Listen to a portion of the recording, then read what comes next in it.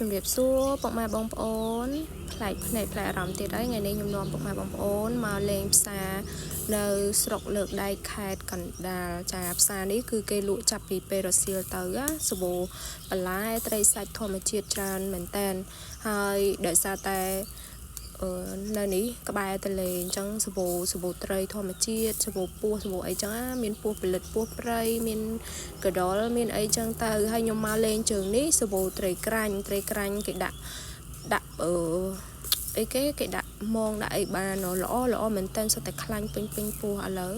តែក្មេងខ្ញុំគាត់រើសខ្ញុំទិញយក2គីឡូយកទៅអាំងយើងអាំងតឹងសកាអញ្ចឹងហើយញ៉ាំជាមួយជ្រក់ស្វាយនិយាយពីឆ្ងាញ់ខ្លាញ់ឡើងពេញពោះបើបងសកាហើយយកទៅស្លក៏ជាតិដែរឡើងតុនបន្លែមកស្លម្ជូរស្លអីស្ងោរស្លឹងពិលអីគឺឆ្ងាញ់ណាស់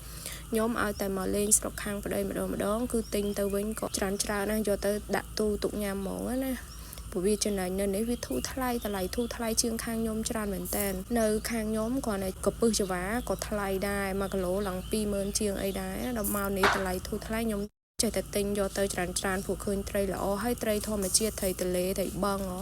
ហើយមានខ្យងក្រៅពីត្រីទន្លេក៏មានបកងអីដែរអ្នកភូមិគាត់លក់ដែរអញ្ចឹងណាបក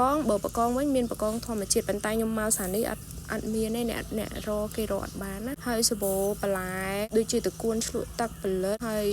មានកញ្ឆែតមានអីហ្នឹងថាត្រួយលាស់ឡើងខ្ចីញញនេះដើកអ្នកភូមិគាត់រកបានណាគាត់យកមកលក់ហើយអានេះខ្យងបឹងឡើងសិតតែកមួនឥឡូវប្តីខ្ញុំចង់ទិញខ្យងយកទៅខនៅខាងនេះគេមានខខ្យងអញ្ចឹងណាបើខាងខ្ញុំធ្លាប់តែឆាគ្រឿងឆាក្តៅស្ងោអីចឹងទៅតែនៅខាងស្រុកប្តីខ្ញុំនេះមានខខ្យងមកមុខទៀតហើយចាឥឡូវទិញខ្យងយកទៅខសាញ៉ាំមើលរសជាតិមិនដែរហើយបន្ទាប់មកខ្ញុំចាប់ផ្ដើមដើរមើលបន្តទៀតថាមានលក់អីខ្លះចឹងណាកន្លែងបងស្រីនេះគឺគាត់មានធ្វើប្រហិតលក់ប្រហិតត្រីធម្មជាតិគាត់ម៉ូមួយបន្លែមានដៃគោពោតបារាំងបន្លែអស់ហ្នឹងសុទ្ធតែអ្នកភូមិហ្នឹងគាត់ដាំបានណាហើយអីជាប់ប្រហិតហ្នឹងគាត់មានលក់ពោះលក់អីដែរមកដល់កន្លែងនេះប្តីបើខ្ញុំឃើញពោះនេះរៀងធូរ1គីឡូ20000ណាពោះប្រេងចាពោះប្រេងខ្លាញ់ល្អមែនតើខ្លាញ់ឡើងពេញពោះហើយទិញពោះហ្នឹង1គីឡូទៅបន្ទាប់មកបកមកវិញបានទិញកដៅ1គីឡូទៀត1គីឡូហ្នឹងបានប្រហែលជាកដៅ4អីទេព្រោះខ្ញុំរើសយកអាធំហ្មងខ្ញុំគិតថាធំសាច់វាច្រើនចឹងទៅឲ្យប្តីខ្ញុំរើសយកអាធំឲ្យតែមកផ្សារហ្នឹងភាគច្រើនខ្ញុំមកពេលល្ងាចព្រោះគេចាប់ផ្ដើមលក់ពេលល្ងាចវាសាប៊ូរបស់ធម្មជាតិយើងទិញយកទៅញ៉ាំយើងអត់បាច់ភ័យព្រួយអីទេហើយសូម្បីតែបន្លែក៏បន្លែដែរអ្នកភូមិគាត់បេះបានពីបឹងវាអីយកមកលក់ដែរឥឡូវចាប់ផ្ដើមថ្លឹងកដៅឲ្យអ៊ីគាត់ថ្លឹងចេញពីផ្សារហ្នឹងមកខ្ញុំក៏មកលេងមាត់ទឹកឥឡូវដីដែលប្រជាពលរដ្ឋនៅនឹងគាត់ដាំពោតដាំអីហ្នឹងណាលិចទឹកអស់ហើយបងប្អូនហ្នឹងអាទឹកដែលគេជីទូកហ្នឹងពេលដែលទឹកស្រកទៅគាត់មានដាំស្រូវដាំពោតដាំអីចឹងទៅឥឡូវលិចអស់ហើយឃើញទេសូម្បីដាំចេកនោះក៏លិចនៅសល់ចុងឯងហើយអ្នកភូមិនៅនេះគឺគាត់ដាំបន្លែលក់មានដាំពោតបារាំងត្រប់មានដាំដាក់ផ្កាឡៃហៀងដាំអីលក់ចំអុយតំណាំច្រើនណាស់ដែលគេដាំលក់មានដាំពោតចំណីសត្វមានស្វាយកាលមៀតមានអីហ្នឹងប៉ិនលិចទឹកអស់ហើយបងប្អូនលិចកតុយដីហ្នឹងគឺលិចទឹកអស់ហើយស្វាយកាលមៀតហ្នឹងណា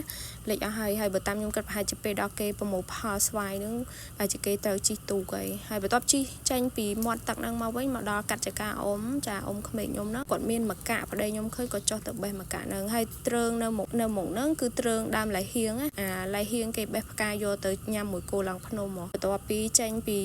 ចកាហ្នឹងមកវិញក៏មកដល់ផ្ទះចាប់ផ្ដើមអាំងត្រីក្រាញ់ដែលយើងទិញហ្នឹងនិយាយពីស្រក់ខ្លាញ់ឈឺឆ្ងាញ់មែនតែនហើយក៏មានស្ងោរជ្រក់ពោះមួយឆ្នាំងដែរឲ្យប្តីខ្ញុំថាពោះប្រេងមួយហ្នឹងស្ងោរបានមួយឆ្នាំងបងប្អូនឃើញសឹកសាច់ហើយសឹកខ្លាញ់ដែលខ្ញុំចូលចិត្តណាពោះហើយខែទឹកឡើងចេះទៀតនិយាយពីសាប៊ូចា